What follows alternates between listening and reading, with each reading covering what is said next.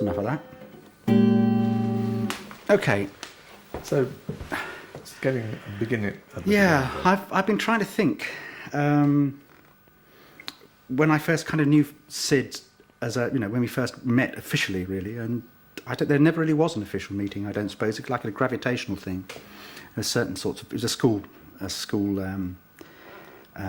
situation, and I think like-minded people sort of gravitated together, and I can't actually think of a moment, when we would first talked, because he was a year below, and as you know, the year below is like a sort of an unclean thing. You don't touch them, and the year above don't touch you, and you exist in your own little slice of acquaintanceship.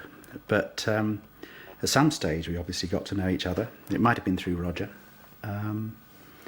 and it would have been, I suppose, when I was in the lower sixth, which would be, so we was 15, 16, I suppose 17, when we first really got to know each other. I mean, he was a very good athlete. That was one. So that was kind of one way in which people separated themselves from the pack, as it were, because you have school sports day. And Syd would. I mean, I was, been clearing out my mother's house, and I was looking through old school magazines, old Canterburyans, as you do, revisiting history and saying, "Oh God, I remember him." But there was, the record of the school athletics meeting, and Syd would win the 100 yards and the 220. So he was a considerable athlete. So you sort of noticed him, and he was incredibly pretty and good looking. And just kind of charismatic in some way, and got noticed, and people would, talk about him a bit. But, and then I kind of, I've been sort of thinking of, a specific image, maybe a visual image that I would have had. And I remember sort of sitting, the botany labs, I was doing science, were on the sort of the outward aspect of the school, and Syd would walk to the arts college, because by that time he'd left. And he would walk, he had a kind of a leather jacket, which was quite, not that common in those days, and a very nice sort of narrow knitted tie in earth colours, which was, and the Levi's, of course, which were just coming in. And very few people had Levi's, they were the sit-in-the-bath ones, so, he had kind of an early period. So he was kind of very much on the, at the forefront of what was happening, it seemed. He had that kind of, wherever it is, Syd would be there. But I would go along to Syd's after school, and he'd be in there painting away. And I remember one painting that he was working on, which was a Cambridge cattle market. And it's kind of single, sometimes you remember a single moment. And it was a collection of, I don't know whether he'd been down there and done the drawings from life, but he was working on the painting in his room. And one of the chaps in the painting had glasses, and I remember him sort of getting a bunch of white on the end of a brush and going chunk, and putting in the shine on an eyeglass. And then probably we played Bo Diddley or something after that. But whenever I went round, he was usually working on a painting, and then he had, I think, a sort of Framus guitar, which was a kind of a fairly crappy German make, monstrously difficult to play. And so then we'd sort of play and chat and do whatever. But always it would be, in my memory anyway, interrupting Syd at his work, which was painting. In Syd's front room, with his, Syd would probably have. I mean, everyone did this most of the time. We spent most of our time going for hours, and I would have gone, and then what would have happened after that would have been, happening in not 1,000 bedrooms, but probably 50 bedrooms the length and breadth of the country, with, young Stones we'd have listened to stuff, and but there was no. I mean, in that, the period when I knew, back in Cambridge, there was no thought that you actually wrote your own things very much. I mean, I think we had maybe one amp between us. God knows whose it was. And we did a couple of sort of things together, and we probably knew about 3 songs. And but I mean, David will have talked about, the playing that he did with Syd, which I wasn't aware of. I didn't realise how close that sort of relationship was. Yeah, they played together in lunch breaks at the art college. And the tech. Yeah, I mean, we did. I mean, Syd and I did a few things that, sort of in rooms above pubs, with 2 people at the end of the room, sort of looking the other way mostly. Whatever version of whatever we could remember. It was probably horrible, really. It was probably fairly grim. Yeah. I can't do anything like that really now. I couldn't recreate it. Was it that bad? No, it wasn't bad, but it was kind of, you know, I mean, stumbling really, I would think. And, I mean, people thought I was kind of good, but I probably wasn't really. You know, I was just, I mean, I played classical guitar a bit, so I could sort of move my fingers in a moderately coordinated way. And I'd listened to a lot of blues, and so I had a kind of inkling of what that was about. And Syd was doing his, you know, listening to Bo Diddley and getting his rhythm thing going, so that's what we would do. But I don't do, well, I could do Bo Diddley, but I won't. You know, because, you know, it's the, you know.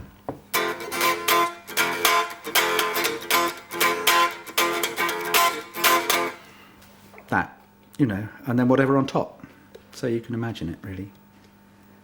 But, I mean, that's the way all the best music starts, I think, with things that you half learn and don't learn right, and then it twists and it comes out in a different way, right? And none of it's academic, none of it's particularly directed to anything, so that, you know, you take in a lot of stuff, and then, you know, you have a kind of broad range of stuff that you draw on eventually.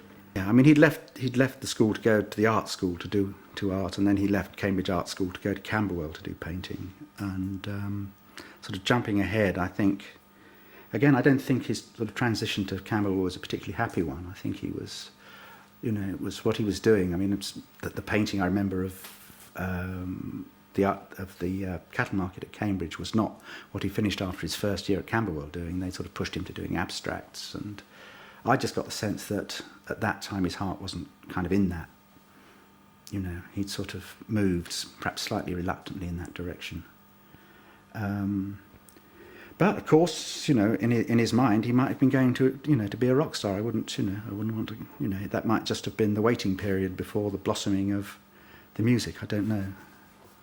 Jumping forward, as you said, so Syd's at Camberwell, and you met up again at Mike Leonard's. Yeah, I mean, that was a sort of a conceived plan. I think Roger Waters was the advance guard, then Syd, I think, would have been up a year before me. I think by the time I got up, he'd been at Camberwell for a year already. And then I went up, and I think this may have been a plan hatched on the Aldermaston March. I can't remember, but we would do a band, and Roger had been doing sort of various things with, he'd got to know Nick. You know, they'd sort of formed quite a strong friendship. And I think the people that they'd been playing with were gradually discarded, and there was four of us, wouldn't it? And then Rick came in a few months afterwards, you know, because he'd sort of did all sorts of things. He played keyboards and did the saxophone and so on. And I suppose over the period of, I mean, it's only a year, for God's sakes, really, that before I sort of went off, Syd was beginning to write songs, and that was the kind of interesting thing that was happening, because, you know, we started off doing sort of R&B covers, and I would sort of, you know, do all that. But gradually it became, you know, Syd's sort of cosmic Bo Diddley influence kind of crept in, and the words started, and, you know, it was a little plant like that, but it became a very big one. You know. So cosmic Bo Diddley is quite. Yeah, I mean Bo Diddley was always Syd's thing. I mean, he was never, I don't think, particularly interested in doing all the sort of that stuff. I think, but he was a great rhythm player. He may still be a great rhythm player for all I know. You know, just terrific sense of time, and, you know, and then he sort of took that and, you know, took it in directions that no one could have imagined, really. So at that point, you were the lead guitarist. Well, that was the sort of the standard issue, you know, young white boy R&B band. You'd have someone doing chunk, chunk, chunk, and someone who every so often would bore everyone, you know, with a twiddly bit. And most of there weren't huge numbers of records. You know, if you kind of looked at the sort of records that the Stones would have had at that time, they would have been the records that we would have had. There were maybe half a dozen sort of albums that you had to have, and people were taking their stuff from that. Yeah, that Lucy Leave, which you played me. Yeah. It's sort of Dylan-ish, Beatle-ish. It's got kind of both sounds. Yeah. And it's bouncy, but it's also quite different from. It isn't like later Syd at all. No. It's a different voice, actually. He's using there. I don't know. I mean, I think the Beatles were hugely important, because they were doing creative stuff in an English way. So I think that, you know, more than anything, it would have been that. I don't think it would be, I mean, Dylan was around, obviously, but doing, you know, he was doing the folk thing, not the rock thing. I don't think, I mean, I don't know, but I mean, we'd all listen to him, but, you know, that I don't think was where anyone was directed, because it was like folk, you know, and that was, you know, some people were doing it, but I don't think certainly that's what. But I think stuff just happens. It comes out the way it does. You know, I don't think Syd would have said, I'm going to write a Beatles song or a Dylan type song. It was just, you know, he had the courage just to write a Syd type song right from the start. And I mean, they have this sort of curious innocence about them. I think those early songs really kind of playful and innocent and, you know, charming, really. You know, no sort of darkness in them at all. I mean, we were talking about, or thinking about bike. Someone was mentioning bikes. And I was speaking to another sort of someone that we were around. And Syd had an exhibition in the pub. I think it was in Fenditton, a village near Cambridge. And it was a room with his work on it and on the walls. And I remember an image of bikes. He'd taken bikes and combined them to make a sort of an abstract image of bikes. And, you know, in the great sort of history of European art, you know, apart from Picasso with the, you know, in the saddle, here's a bull, you know, it wasn't a sort of classic motif or it was a motif of kind of wit and whimsy and innocence and saying, you know, well, I can make something of that in my own way. So that, I mean, that quality of, you know, sort of wonder and sort of, you know, innocence, I think, is something that would be part of, you know, the Syd that I knew, really. Also, as well as that, there was a sort of edge to him. Sometimes he would sort of look at you and laugh, and you'd think, did I say something very stupid just now? There was that kind of sort of detached observer quality that he had that, you know, wasn't on the surface all the time, but it was definitely there, and I think other people felt it as well. I thought it was only me, you know, that every so often I think, well, what have I just done that's so incredibly, you know, moronic that Syd's found funny, but yeah, but other people sort of got that. So, you know, there was maybe a detached, observing, you know, slightly above it all person as well.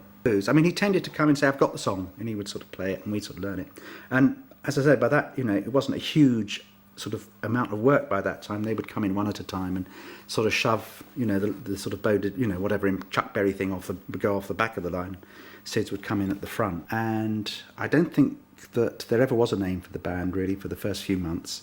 I mean, it was Lennon's Lodgers, Mike Lennon's Lodgers. That was one sort of candidate. And I think there were sort of names that were hangovers from Roger's bands in earlier years at the Poly.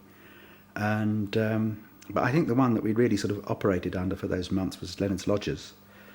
And my memory is that of being in the tea room at the Poly, which was in the basement, and Syd arriving, and he wasn't a particularly frequent visitor to the Poly, so it was sort of unusual to see him there. And he said, I've got the name, and it's Pink Floyd, and he'd taken the names of two kind of obscure bluesmen, and they were obscure, and I can't think that I ever have heard anything by either of them. And he'd taken a Pink, he'd amputated the bit he didn't want, and he'd taken a Floyd, having chopped off the bit that he didn't want, and put them together, and it stuck immediately.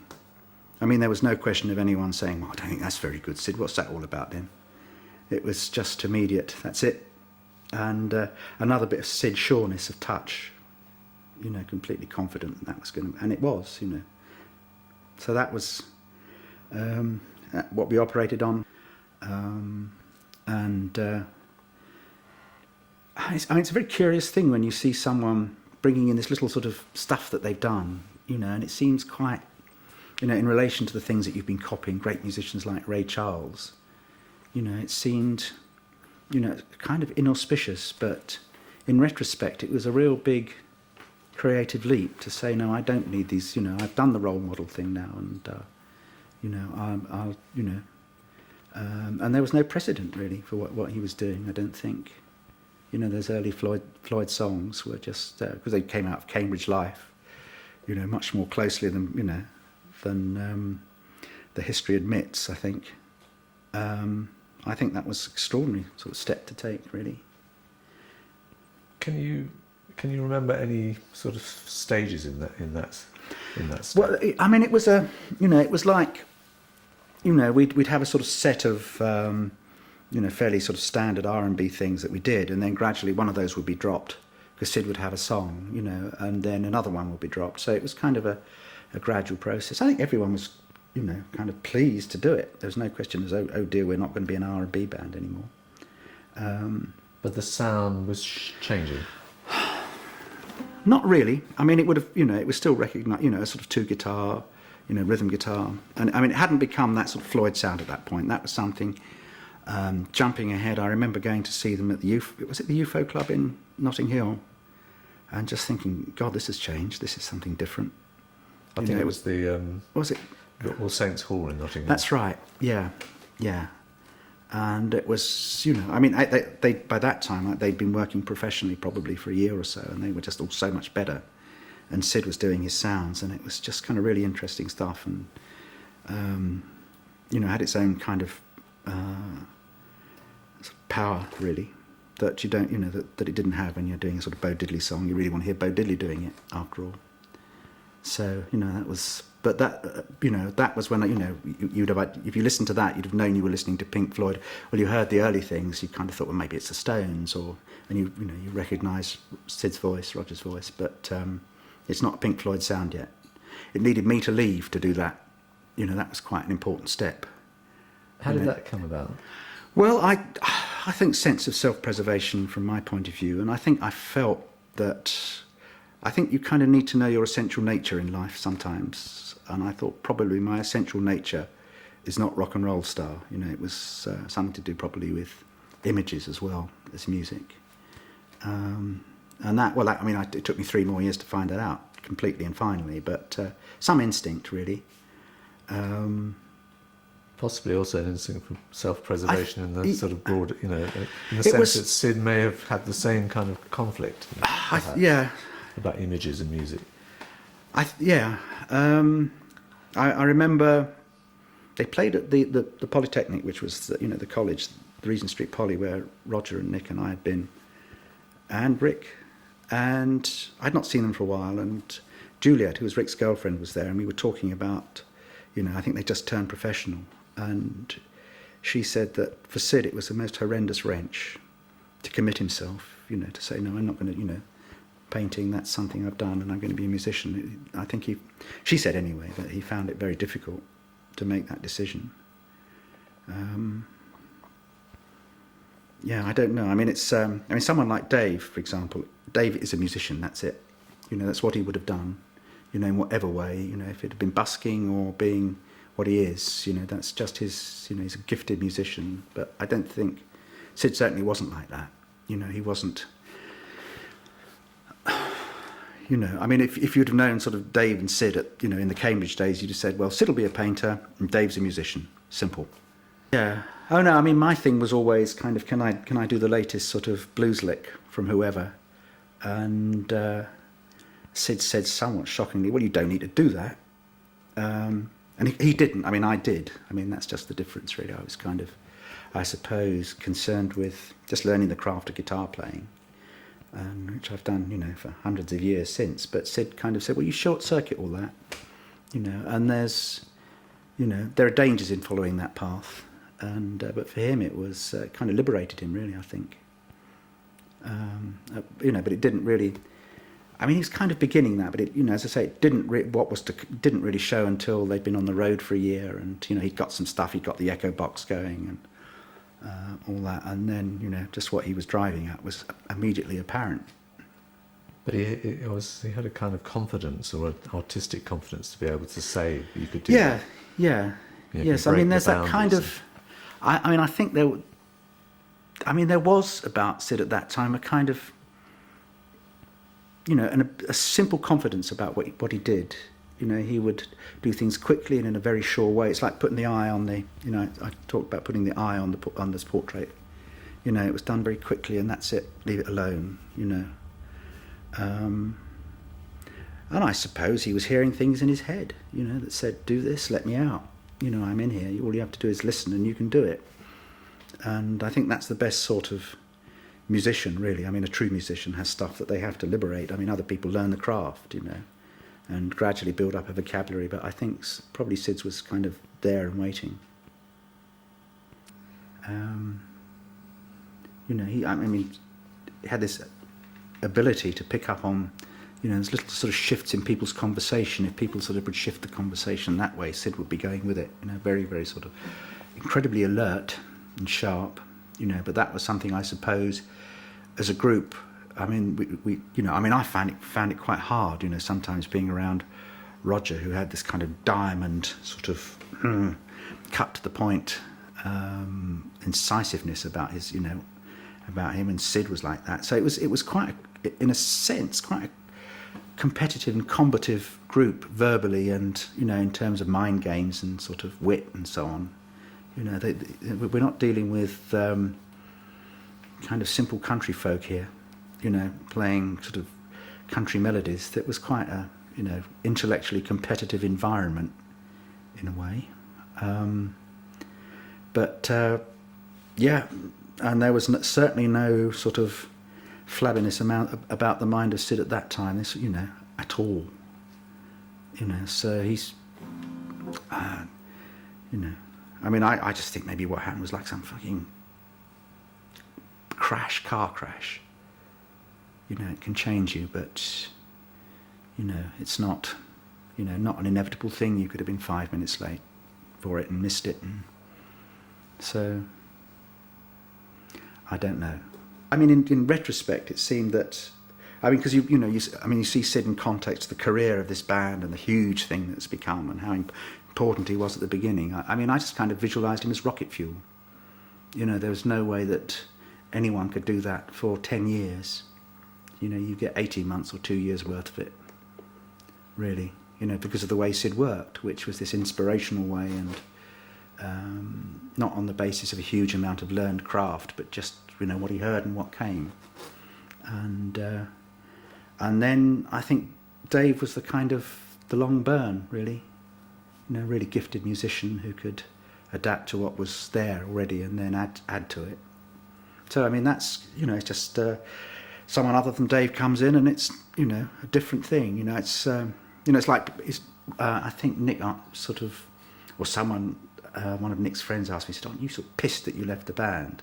And I said, well, had I stayed in, it would have been maybe a not very good R&B band. You know, that kind of, you change the, you know, the ingredients in the stew, and you don't get a stew, you get something, you know, unpalatable maybe, or, you know, blackberry apple pie or something. You know, you simply don't get out what you get with those ingredients. So, but so it was Roger, Syd, and Dave, and the others, of course. I mean, I'm talking really about the people that I was sort of closest to, I suppose. Next question. You know, we tend to think that there's something terrible that he hasn't gone on to write and produce more songs, but in a way you could look at it as, you know, he's done it. You get what you get, don't you? I mean, you get some fantastic things, you know. I mean, I think, you know, if you'd have said to a young Syd, look, this is your bargain with life. You know, you're going to do this fantastic stuff, but it won't be forever. It'll be for this short period. You know, there's the dotted line. You're going to sign for this. I suspect maybe a lot of people would sign for that, for making their mark, because you don't have to, really, do you? It doesn't have to happen. It's not an inevitable thing. You know, there could be some set of circumstances where Syd didn't get into the band and, you know, didn't meet who he met, and the band didn't form. So, you know, he may have sort of settled for that. And I think anyone who does anything extraordinary there's always a finite amount of it. Really, it always stops. You know, I think of maybe like Jacques Tati making 2 or 3 great films, and you think, well, why didn't he make more? You know, but he would probably have signed for a couple of masterpieces. Most people would, really. You know, I think of photographers taking, you know, a whole range of images, but always there are 2 or 3 that are just fantastically special. You know, I know in my own photography I've done the 2 or 3 images, you know, that are special, that are given to me. And however much you work, you can produce stuff and persuade people that it's the best of the best, but in your heart you know that you're kind of using techniques that you know and ways of doing things that you've learnt. And so Syd got to do his special stuff, and then stopped, and maybe didn't do the sort of the workaday stuff. Just left it at that. Absolutely. Yeah. Should we cut that? It's a great achievement in their life. I mean, you think of bands with long careers, and you think how many kind of special songs are there that you would, that you would wrap up and take home, and have that one. We just they were doing repeating old grey whistle tests, and Bob Harris was introducing stuff, and Little Feat were on. Just the best rock band there ever was, really, I think. And but there are about 3 or 4 seminal songs, and that's it. The rest of the stuff is good, but they get through. If you haven't got those 2-3 masterpieces, you don't connect with the public in a really big way. You can do hundreds of really, really good songs and never connect. You do 1 or 2 special ones, and that's it. You're locked into history, really. And I mean, that's a staggering thing, really. These kids from Cambridge, locked into 20th century history. It's amazing. Staggering because well, just the sheer odd, from my point of view, the sheer kind of improbability of it all, really. But like all improbable things, it was this sort of coming together of, post-war generation finding its feet, a rock and roll industry that was kind of growing and of a mind to give a chance to young bands, in a way and a lack of cynicism, I think, about the business. I think there was a lot of, I think everyone's kind of industry aware now that and from the point of view of young musicians, it's just self-preservation to be industry aware now. But in those days, I think people weren't particularly, they kind of quite liked to be, rock and roll stars and pop stars, but there was a real sort of, not idealism, but a real sort of creative thing about it, and would do the music, and then would be famous, and that's the kind of innocence about it all. So, I mean, another time, another Syd, in different circumstances, might not have, all the elements might have been wrong, and it might not have, happened, or it would have happened. It would have been in a, it was. As you were talking about his guitar playing, this kind of it, the whole thing happened in an uncalculated way, I think, with him, really. He didn't calculate any of it, I don't suppose. What did you mean when you did that? What? Well, I don't know, just kind of whack the banjo, make some songs, and now people think, well, I'll whack the banjo, but I better look at the contract, and, will I get an advance, and, how am I going to survive, and, God, there are 1 million people out there doing this. I think special people still get through. But when you said Syd's guitar playing, in particular, no. It was, I mean, Syd deconstructed the guitar, really. I mean, he turned it into a sort of tuned set of drums with his echoes and stuff. He was. He wasn't in any conventional sense a fantastically skillful player, but he was the most. Anyone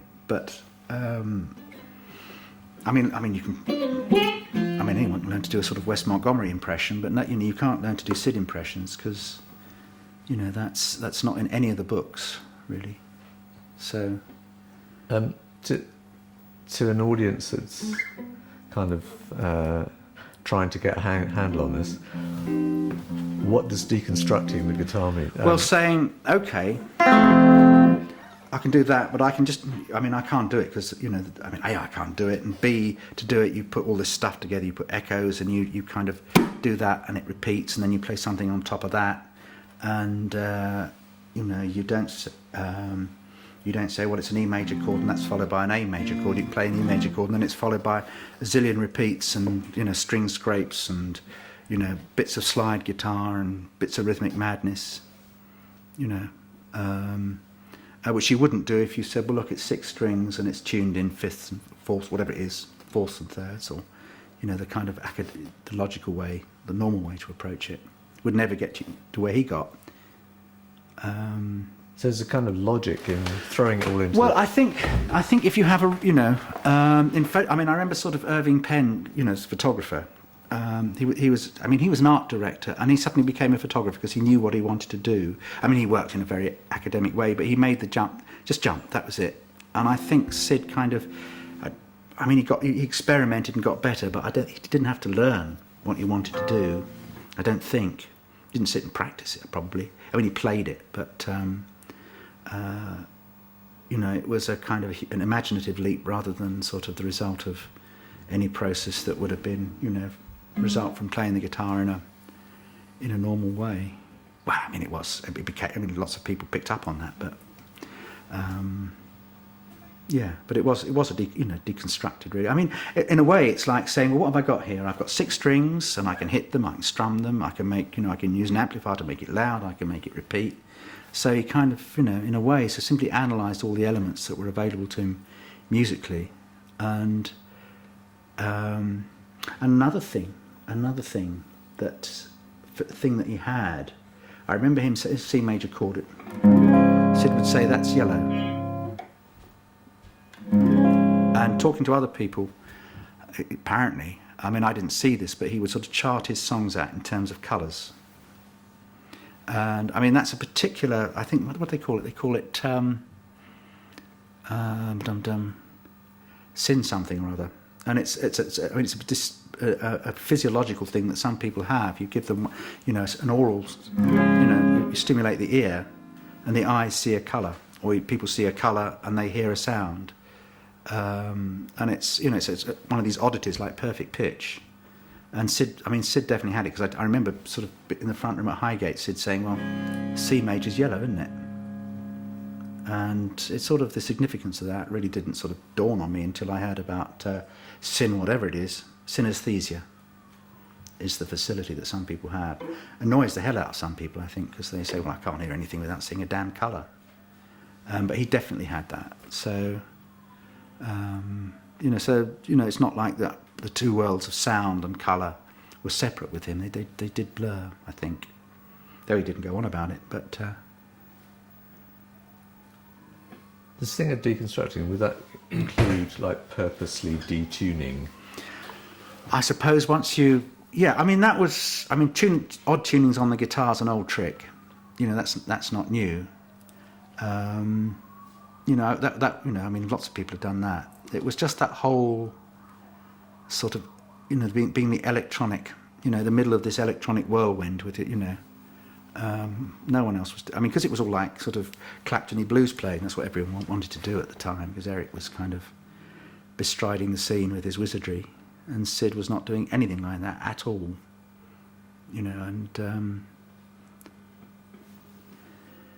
which takes a strength of purpose, really.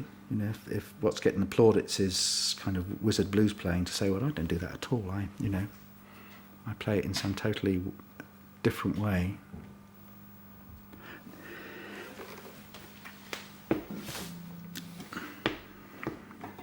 But what can I say?